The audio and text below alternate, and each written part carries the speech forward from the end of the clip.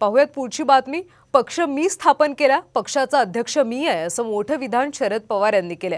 कोल्हापुरात घेतलेल्या पत्रकार परिषदेत त्यांनी निवडणूक आयोगाच्या निर्णयावर जोरदार टीका केली। सर्वोच्च न्यायालयानेही आयोगाच्या निर्णयावर ताशेरे ओढल्याचं पवार म्हणाले। निवडणूक आयोगाच्या निर्णयासंबंधी सर्व विरोधी पक्षांनी आयोगाशी पत्रव्यवहार केला होता, मात्र आम्हाला भेटण्याची गरज नसल्याचं आयोगाने म्हटल्याचं शरद पवार यांनी सांगितलं। संशय आमचे आता राष्ट्रवादी त्याचा अध्यक्ष मी आहे, त्या संबंधीचा निकाल असाच घेतला। मागणी काय केली, निकाल काय घेतला, पक्षाचं स्थापना मी केली आणि तो पक्ष आमच्या हातातून काढून दुसऱ्यांना दिला। तर तिकडे शरद पवार यांनी अमित शहा यांच्या टीकेला उत्तर दिले। माझी मुलगी विधानसभेत नाही लोकसभेत आहे अशा शब्दात शरद पवारांनी शहांना उत्तर दिले।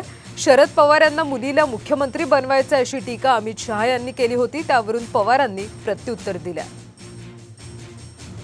सोनिया जी का लक्ष्य राहुल जी को पीएम बनाना, पवार साहब का लक्ष्य बेटी को सीएम बनाना, उद्धव ठाकरे का लक्ष्य अपने बेटे को सीएम बनाना। जिनका लक्ष्य ही अपने परिवार के लिए सत्ता हथियाना हो, वो देश का कल्याण कर सकता है क्या? कभी नहीं। माझी मुलगी असेंब्लीला उभी राहत नाही, 3दा विधानसभेला नाही, ती लोकसभेत निवडून झाली आणि आत्ताही लोकसभेचे आम्ही त्यांना कळलं पाहिजे। दरम्यान इंडिया आघाडीत वाद असल्याचं मोठं विधान शरद पवार यांनी केलं। ते मिटवण्याचा आम्ही सगळे प्रयत्न करत असल्याचं देखील ते म्हणाले।